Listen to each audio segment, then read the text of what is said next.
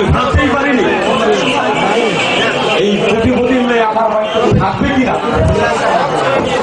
বাবার আসে সব ছেড়ে নিয়েছে।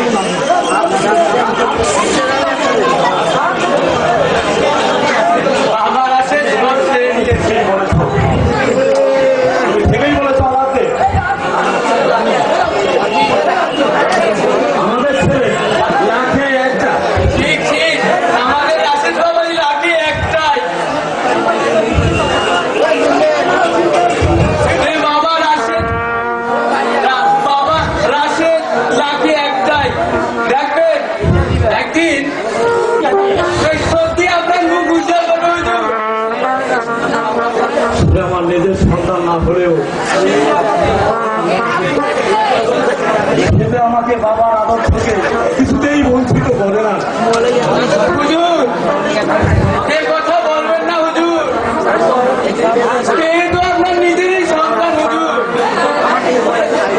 তুই থেকেই বলেছিস, তুই থেকেই বলেছিস কেউ না ওয়ালাইকুম আসসালাম।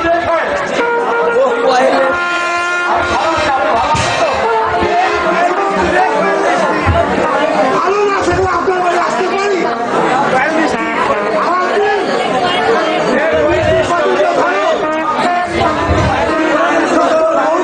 দেখছি না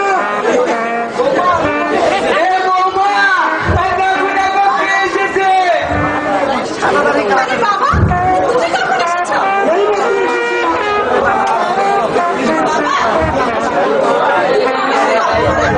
আমি রান্নার কাজটা সেরে আসছি। তুই আমার একমাত্র মেয়ে, তুই নিজ হাতে রান্না করিস। আপনার একমাত্র মেয়ে?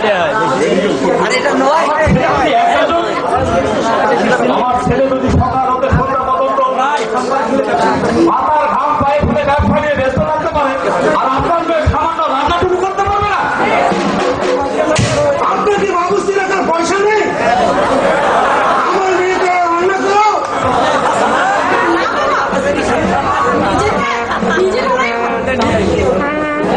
কি হয়েছে? ঠিক আছে মা, তোর যদি কোনো অভিযোগ না থাকে আমার কিছুই বলার নেই। বাবা তোমার বাড়িতে আমি বড় হয়েছি, মানুষ হয়েছি আমি এখানে। এরাই হচ্ছে সত্যিকারের মানুষ। ছোট বড় কোনো ভেদাভেদ নেই বাবা, সবাইকে সমান চোখে রেখে। আমি তাহলে আসি হুজুর, দরকার হলে আমাকে ডাকবেন, আমি